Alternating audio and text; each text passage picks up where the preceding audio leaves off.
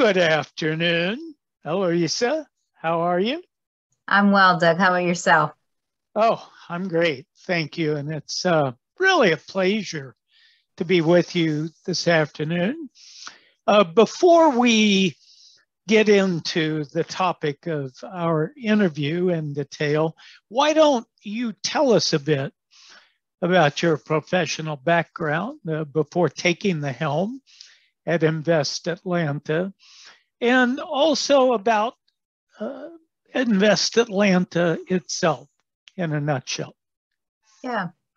Well, I have to tell you that economic development, as I've heard many of my colleagues say, it's not something I was dreaming about doing when I was at high school and asked, what are you going to do the rest of your life? It really was not economic development.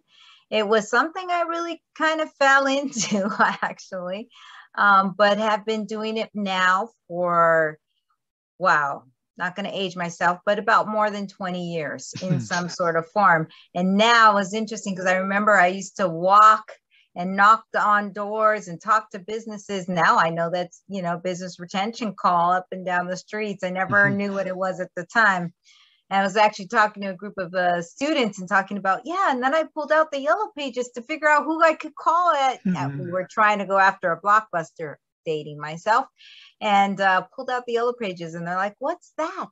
But in either case, that was very exciting for me. So started out my career, been doing it now for about 20 years. Love what I do, love the opportunity to be able to drive around our city and say, I had a little piece of making that building, that company come, providing those jobs. I've started at the city in California, really worked for the city of Los Angeles, then had the opportunity to work at the state, worked at the state of California, then always dreamt of working in the White House. I never got in the White House, but got across the street at Department of Commerce, EDA, figured that was close enough. And then came here to Atlanta and have been here over 10 years now.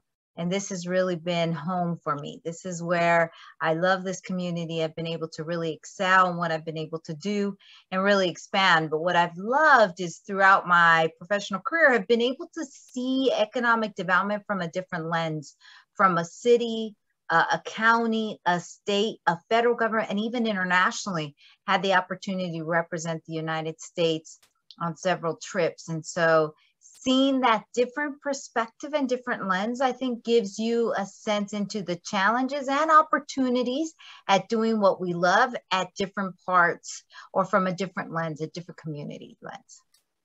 So tell us, what is Invest Atlanta? Tell us a bit about the organization, how it's structured. Right. So Invest Atlanta is unique. We have an opportunity, I think, on setting how economic development can be done when a lot of the activities are under one roof. And so at its core, we're an authority. We can issue bonds and many type of bonds, from housing bonds to industrial revenue, 501c3 bonds. But what we've done is we've divided the house, I like to say, into economic development, community development, and now most recently we've added workforce development. So 3 main pillars in our house. And what I think is exciting is that it's allowed us to braid. I don't blend them. I braid our funding sources, because what is clear to me is that there is no one funding source that's going to be able to solve all the issues or the opportunities or the stresses in any one community.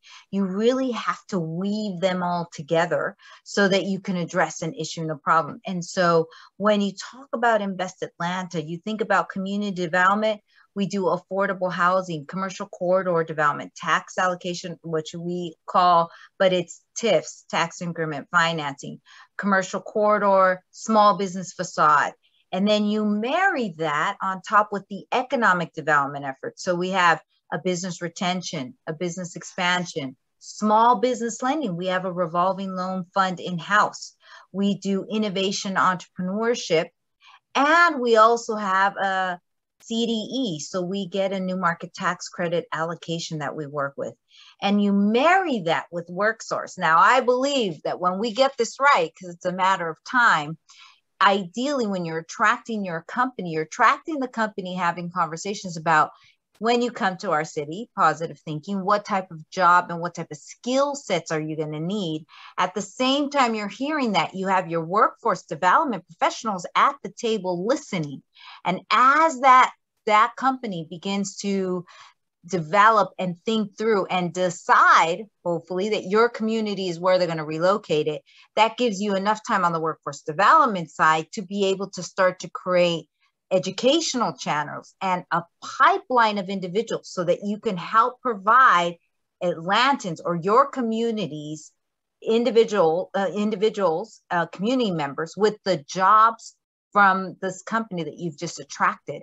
And if you're able to do that, not only is that going to be a value add for the company because it lowers their costs, but it's a value add for your communities, because we are all in front of our city councils, our supervisors, whoever it is, or your boards, and they're always asking us, I'm glad you attracted X company, but how are you ensuring that those jobs are coming to local community members?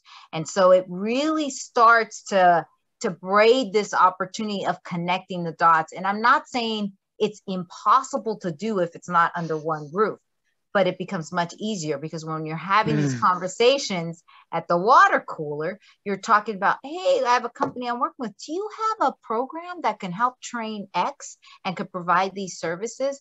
And this will allow for this interconnectivity. And really, at the end of the day, that's what you want to do, is ensure that your local community members are benefiting from the work that you're doing of attracting these companies or helping companies grow in business expansion or innovation entrepreneurship, helping companies start up.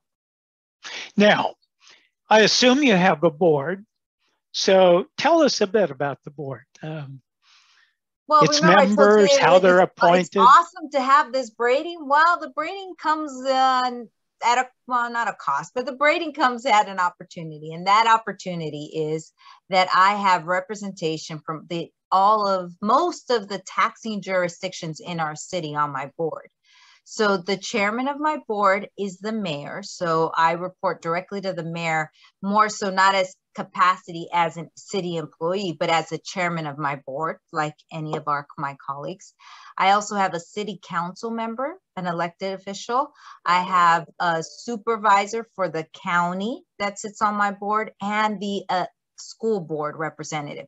So 4 elected officials, not one, but 4 wonderful elected officials that just make it very, very creative for us to work with. It's great when it's talking about alignment, right? When all of us are on the same page. It can get a little difficult at times when perhaps the school board is not on the same page as the city, or the city's not on the same page as the county. Whatever that mix is, that sometimes we are in the middle, but those are the opportunities are great. The challenges can be tough sometimes. So we have the 4 elected officials and then 5 members that represent different sectors. So I have a community member, a business member, a real estate member, and then our APAB, which is our community input here in Atlanta. So it really allows for a mix of opinions, a mix of thought, and an ability to really look at how we provide the best impact to our city. Well, thank you for that briefing. Now, our topic today is a program called E3 that Invest Atlanta has launched on your watch. What does E3 stand for? What's its mission? And tell us a bit about its program elements, if you would. Yes, so the program you're referring to, we put an acronym, because we love our acronyms, of E3. It's Economic Empowerment and Equity. And what this is it is our statement. We at Invest Atlanta fundamentally believe that equity is a shared responsibility. So not only is it important for us at Invest Atlanta to say this is a value, it's a reason what we are trying to do and promote in the city of Atlanta, but we are saying, we business, if you are interested in coming to our city, we love that, we want you here. We'll welcome anyone to our city. But if you want one of our incentives, then you have to agree to our E3. And so the different type of elements in there is really looking at the company's commitment to equity. Okay, so tell us how this program originated. What's the backstory of E3? How did it get started? Who was involved in coming up with the idea? How did you get your board on board with E3? So tell us about the nuts and bolts of developing E3. Well, thank you, Doug. I appreciate that. One of the things that we felt was necessary was to come up with a strategy. And I know all my colleagues, you talk about creating your own strategies in your own city. So it started with our economic mobility strategy. So what Invest Atlanta wanted to do was fundamentally change our lens on how we do things and really to put on this cap of equity. And we started with the strategy. We put together a group. It literally took about 2 years to get through this strategy process and input. And we talked to a lot of individuals. And we really came up with a new equity statement. And we talked about what programs and initiatives we could do to support equity. As we started to drill down, I started to talk to the team and said, I need each of the team members to look into your department. So remember, we talked about the 3 verticals: community development, economic development, and workforce. And we said, each of you look into your lens and what you do and determine about how equity can impact you. So in this effort, we've got several programs. And so really thinking about how do you realize, not only is it, yes, I'm committed to equity and this is very important, it's about how everything we do filters and really we are inserting this new lens about equity. And so now, let me interject a question, if I might. You mentioned a team that worked over the course of about 2 years developing the E3 program. Who was on that team? Who were the members and what got them together? The 2 years was really working on the broader vision and the roadmap, which was the mobility strategy. And that was not an easy task to try to get everybody on the same page, because the city council in particular, led by then my city council board chair, well, not board chair, but my city council member representative was Westmoreland, Councilman Westmoreland. And he felt that the strategy wasn't going far enough on equity. It wasn't enough to just say that we were going to be equitable. It wasn't enough to just say that this is important to us. He wanted to see it realized in each of our programs. And so as a result, we were able to finally get the strategy passed, but that is where that roadmap was created to create this E3. On this program, many of my board members, from Councilmember Westmoreland to the mayor, was involved, Mayor Bottoms at the time, and one of my other board members, who is also an IEDC member, was very, very involved in this program and the shaping of this incentive, because we thought we can't say we are dedicated to equity and then provide incentives that are taxpayer dollars and not require some sort of effort, some sort of commitment by the company that receives those incentives to also participate. Again, because if we're going to say this is a shared responsibility, we have to ensure that the company is also committed to this. And so we have had this conversation, and it's really broken down into about 4 different sections. It first looks at, what are you company doing internally? So we ask questions. Do you have minorities on your board? It's nothing to do with the incentive, but we want to know, do you have a commitment? What are you doing internally to try to ensure that your board representation has minorities?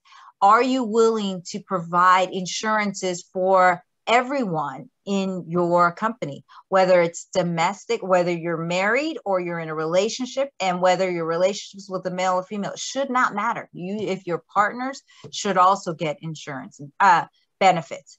These are the type of questions we're asking. Are you interested, or can you provide a minority vendor program? Does your company buy and try to buy from local suppliers and minority suppliers? So we ask about internal the company, then we're going to ask, are you going to help educational institutions? Are you going to focus on not the schools that are doing well, but potentially, but on the schools that are also at lower lunch, that are receiving lunch subsidies, high lunch in some of our most difficult parts of the city? Are you committed to our nonprofit? Are you interested in helping frame our culture quilt, our sense of who we are in terms of giving?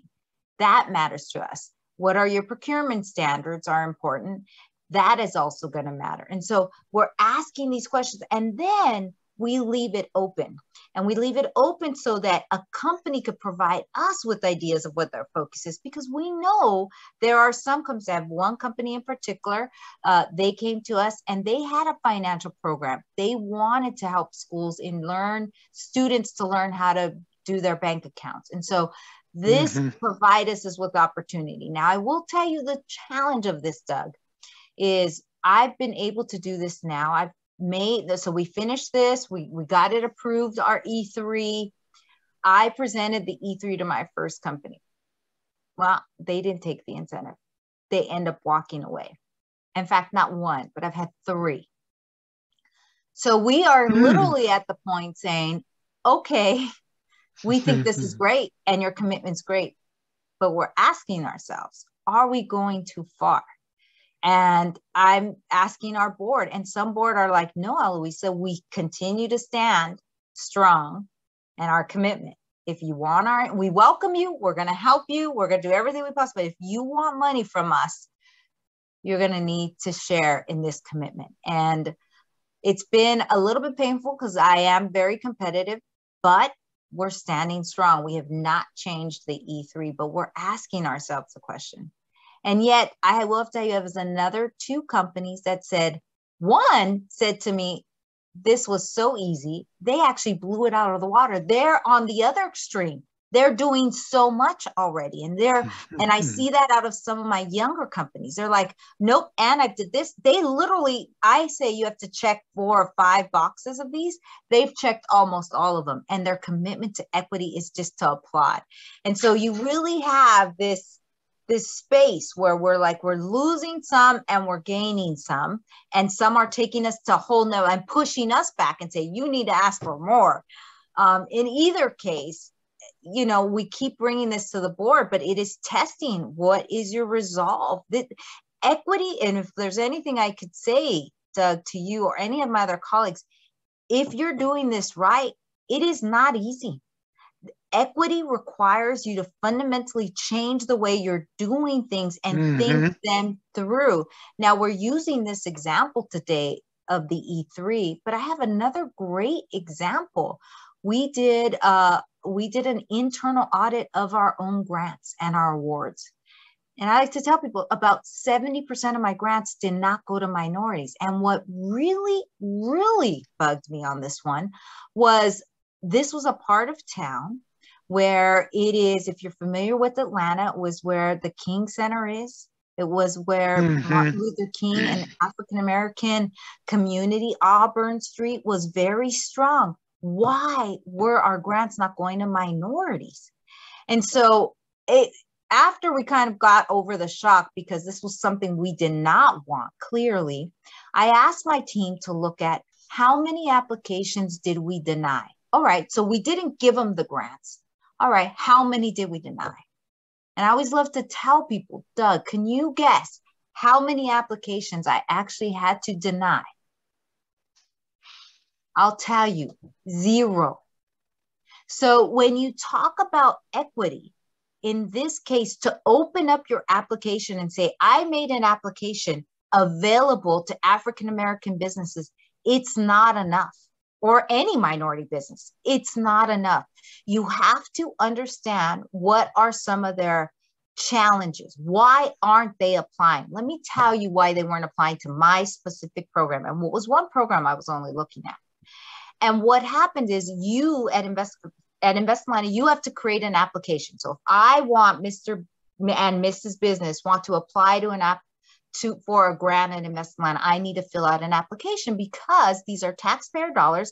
I feel I have a responsibility, a due diligence to taxpayers to provide the best grants that I can. So what do? I ask for an EIR. I ask for architectural renderings. I ask for engineering plans. That all is very expensive. When we looked up and down the corridor in that one Auburn Street, many of those parcels are owned by churches. So in this particular, African-American churches. So they are very asset rich, meaning they own the property, but they didn't have the funds, the cash flow to go make those investments, to then prepare an application, to then submit to us. So my aha moment in my career has been, we need to understand what are the hurdles, what are the blocks, and address those. So what we did is we created, for the first time in our history, a pre-development loan fund, which says no interest, no payments for 6 months. So you now have the money to then go do the environmental, your architectural renderings, your legal, whatever it is you need. You pick whoever you want. The idea is then you come back to Invest Atlanta, apply for a grant, and hopefully you create a great package, and then you build that in, refinance, and then be able to create your program. We've done it already. We've seen 5 projects come through. So it works. But last thing, Doug, it is risky. And how much risk is you and your board going to have a tolerance for? Because there is no guarantee that they're going to have the right team, that they're going to choose architect, they're going to have enough time. So it is risky. We have one that's defaulted today, and I'm trying to understand how I'm dealing with this. And I have some council members that have said to me that was a wrong decision and that was a wrong use of funds. All I could tell you is it is not easy. I don't have the right answer. I don't have all of the answers. But if you want to get into, and if your community is committed to equity in the incentives, in your grants, in your programming, and your evaluations, you have to understand the barriers, address the barriers so that they could therefore apply. Because having an application that says open for applications is not enough. It's not enough. So coming back to E3, want to make sure our viewers understand. You expect companies to actually make a written commitment. Say a little bit more about that. What's that look like? So they'll receive our E3 form. You, depending on how much funds you receive from Invest Atlanta, you have to say, I'm going to commit to 5 or 8 of the items. And again, they range from your involvement in nonprofits, your involvement in education, to your composition of your board, to hiring veterans, etc. So it's very specific. Then when you commit, you get approval and it comes as part of your compliance. So in the back end, if we say you have 5-year compliance, or it's depending on the amount, some years we go up to a 10-year compliance period, I'm going to have someone that says checking to understand whether you have completed these items. Now, this is another issue. Does this open us to litigation? Potentially. Some of those things, and I cannot force someone to hire anyone in specific. I can't. It's against the law. And so what we try to do is understand, well, can you try to get to communities in this area? Can you try? So there are some things I can do and I can't. So we're really testing. I have to say we're probably in the gray in this area as to our intent is to increase minority participation. We're doing everything we possibly can. and my lawyer, I have a great legal team that's trying to ensure that we abide by the laws, both federal laws and state laws. And if there are some parts that are a little bit unclear or questionable, then we are pushing as much as we can. But it's voluntary. At the end of the day, you don't have to have an incentive to come to the city. You could come here. I'm not stopping you. So that is one of the main arguments that we have, is that it is voluntary. But that is still a question, is we want to ensure that we want to be a great city. We want to be a city that's equitable. We want to be a city that's welcoming. We want to be a city that's at the cutting edge. But at the end of the day, we cannot create a city of have and have nots. One of the main statistics in Atlanta is if you are born poor, you have a 75% chance you will stay poor in this city. We need to change that. And until you take drastic measures and fundamentally change the way we do things, we're not going to change that list. Income inequality, Atlanta is on the 1 and 2 every year. We want to be number 50 on that one. And so how do we begin to change that? And it only can come but the shared commitment. And the last thing I'll make sure I'll highlight, Doug, is that I can't do this E3 on my own. This incentive, not everyone did. I use the incentive maybe less than 10% of the time. I don't use it very often. But what we do is we ensure that our partners are aligned. So I have aligned my metrics with the United Way, with the Community Foundation, with APS. So what I love to say is we all have to shoot north. Whether it's a little northwest or a little northeast, heck, can we all just look the same direction and ensure that we're talking to each other and communicating to each other about where we are and what our successes are, and maybe where our failures are. Like every once in a while, you got to lift up the hood and look in and figure out yourself. Where are you? And until I did that analysis, because here I thought, oh, I'm doing great. I wasn't doing so well. That really fundamentally changed how we do work in Investland. When I was like, here we're the number one advocate, and we hadn't done it. And not that we didn't do it on purpose. We didn't deny people, as I mentioned, but we needed to open up other programs and other opportunities that are working. But I think for me, and the challenge that I have and the interest I have is, how do you do what we do at scale? Because you can help 10 companies. You can help 20 companies, but I need to help at least 2,000, 3,000, 8,000, 10,000 companies. And so it really is the question and the challenge is, how do you do this equity work, which requires us being very focused and understanding the challenges at scale so that you really begin to see a momentum. And so for me, it's crucial to have partners and partnerships, because one issue is not going to be enough. We are very complex individuals with complex lives of many, many different aspects. So not only do you need a house, you need a job, you need to get daycare, you need to get healthcare. So that's why for me, it's working with your partners to pursue the same objectives is essential. So I have a closing question. Your day will soon get better. You can get back to your desk. And by the way, I really appreciate you taking so much time out of what I know is a very busy day to tell us about E3.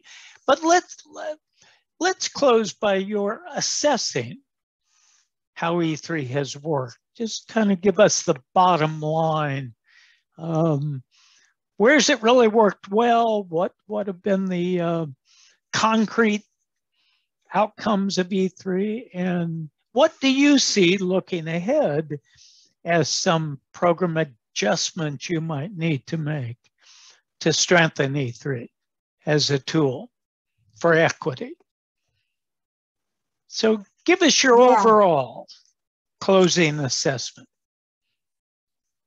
I'll say, first and foremost, my constituencies. So if you look at this through the lens of my council, and these are the ones that award the economic incentive grants, they are demanding, I won't say all, but the majority are demanding that we have some sort of equity conscious with our companies.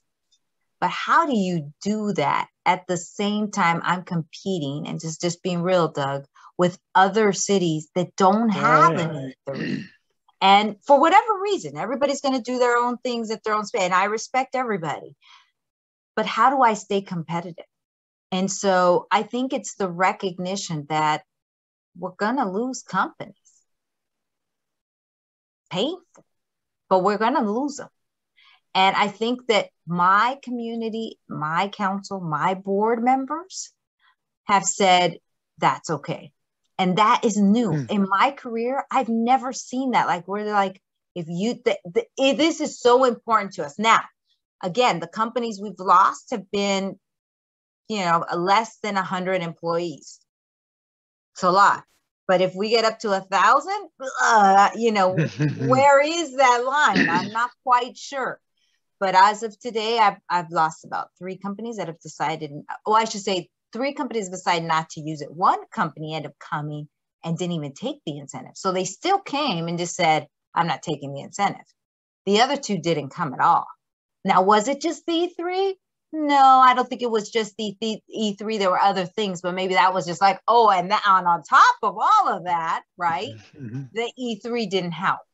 Where usually the incentive is meant to help. It's like to close. It's your closing fund. So you've got it. You're like in the middle at the end, and you bring in the closing fund, and that seals the deal. So I think that's the first piece is understanding where the commitment is, and then you know, when does that pull? I'm honored to be able to have a board and a mayor that's committed, so much so that they've said, okay, if we lose some, it's going to be okay. I think that's important. I think the community in Atlanta has clearly said, this matters to us. We are the home of Martin Luther King. We need to make a stand. And so it's clear for our community, this is our direction forward as a community and as a city. And I think lastly, it really is our community and Invest Atlanta. We are committed to this. Hard for me personally, because I'm very competitive, but I'm clear. This is something we have to change, and we got to make a difference, and we got to do our piece. And so this is one of those situations in my career where we've made a decision, and now I've had the opportunity to see it work, and then see others. Now, I have to tell you that one company that accepted and has far surpassed our E3. It'd be interesting. I'd love to meet with you again, Doug, and in a year say, did that help me actually attract more of those type of companies? Because that will be interesting to see, because I do believe like companies like to come together. Smart people like to be next to smart people or great ideas. Does this actually become something where we're a leading city that said, we took a stand, and now a company who wants to take a stand, I got to go to Atlanta? Has it become, ironically, did it become something that now distinguishes us from other cities? And now if I want to be like that, I'm going there. So what are the next steps you're contemplating with E3? Well, so again, this tool's just started. So we've used it for the last about 6 months now from last year. We'll now have probably a full look at it mid of this year. The timing of COVID, what we saw was, ironically, a lot of my colleagues, so we're at the end of COVID, can I say? I don't know. I hope I don't know, but hopefully soon. And that now I've actually seen a lot of my pipeline kind of stalled a little bit again, but it really had gotten robust again. I saw companies start asking, movements start coming again. I think we're going to see a lot more movement in the coming year of companies deciding that had maybe set their movement plans or their expansion plans, whatever it may be, on hold. And I do think that it will now begin to really take on a new direction. But timing is great. I have a new mayor. I have a new committee, a new board, I should say. And so very new council, about half the new council members. It's going to be a fun time in Atlanta to see what the next phase of our commitment to equity is and how it develops in all our programs. Well, thank you so much for telling us about your highly innovative E3 program. And you know what's so impressive listening to you describe it is you're going well beyond rhetoric. You're looking for real concrete commitments. You're translating vision and values into actual practice. So it'll be very interesting to come back. Let's do 6 months. 6 months from now, let's do a part 2. You got it. Tell us where E3 stands. And thank you so much, and have a wonderful Doug, and evening. thank you so much for your commitment to the industry, to what we do, and just staying on the forefront. I know myself and my colleagues, we have a debt of gratitude to you for what you do for us as economic development professionals. So thank you for your commitment. Well, thank you, and take care. Be well. All right. Bye-bye, Doug. Bye-bye. Bye.